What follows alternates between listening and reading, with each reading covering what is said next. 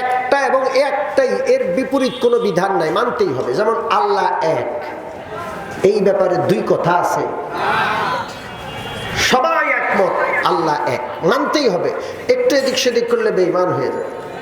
নামাজ কয় ওয়াক্ত? কেউ যদি 4 ওয়াক্ত বলে ঈমান থাকবে? কেউ যদি 6 ওয়াক্ত বলে ঈমান থাকবে? ফজরের নামাজ কয় রাকাত? জোরে বলেন। ফরজ কয় রাকাত? জোহরের নামাজ ফরজ কয় রাকাত? আসরের নামাজ ফরজ, মাগরিব, এশা, কেউ এদিক সেদিক বলে না। এগুলো হলো অকাট্য, এগুলোর মধ্যে কোনো বিরোধ নাই। ইসলামের কিছু বিধান আছে, এগুলোর মধ্যে একাধিক সুযোগ আছে, কোনোটা অকাট্য না। যেমন আমিন, আমিন বলা সুন্নত, জোরে বলারও অবকাশ আছে, আস্তে বলারও অবকাশ আছে। জোরে বলাটা অকাট্য না যে জোরেই বলতে হবে, আস্তে বলা যাবে না। আস্তে বলাটাও অকাট্য না যে আস্তেই বলতে হবে, জোরে বলা যাবে না। কথা কি বুঝে আসছে?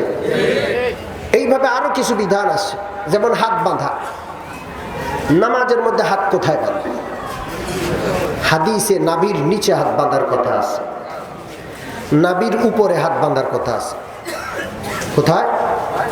জোরে বলেন। সবচাইতে দুর্বল হাদিস হলো বুকের উপরে হাত বাঁধা।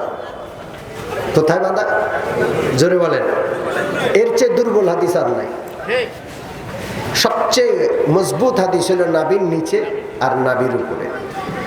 আরবরা দেখবেন নাভির উপর একটু উপরে করে বাঁধে, আর আমরা বাঁধি একটু নিচে। উভয়টাই হাদিস দ্বারা প্রমাণিত।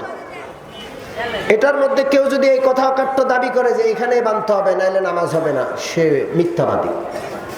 কেউ যদি দাবি করে এখানে বাঁধতে হবে নাইলে নামাজ হবে না, সে মিথ্যাবাদী। এই মিথ্যার কাজটা করে আহলে হাদিসরা, মানুষগুলোকে বিভ্রান্ত করে। ঠিক ঠিক না? যেটার মধ্যে একাধিক সুযোগ আছে সেটার কোনো একটা দিককে অকাট্য বলে দাবি করে অন্যগুলোকে হারাম বলা, এটা অন্যায়। কথা কি বুঝে আসছে?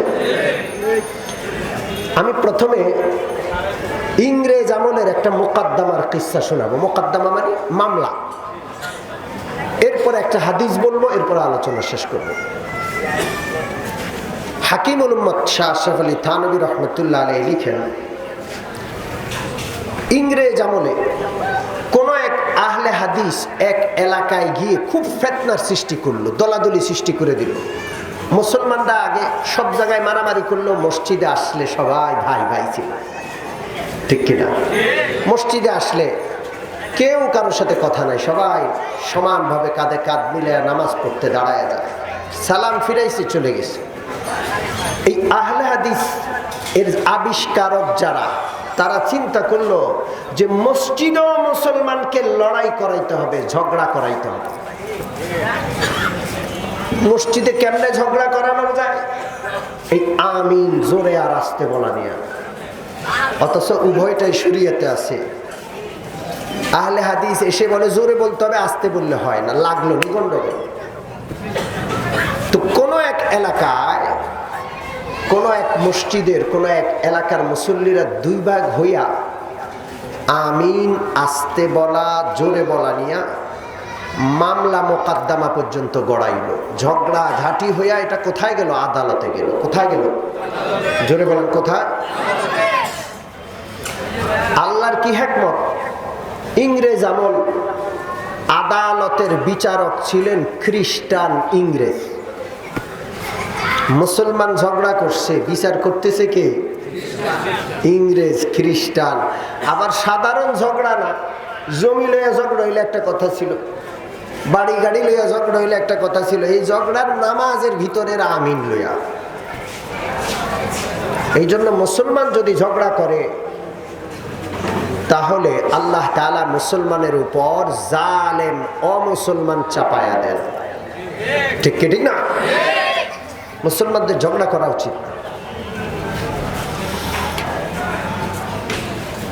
মামলা কোর্টে আসলো, শুনানি হলো, ফায়সালার দিন ধার্য হলো। বিচারক বললেন অমুক দিন ফায়সালা হবে। আমিন আসতে বললেন, লোকগুলো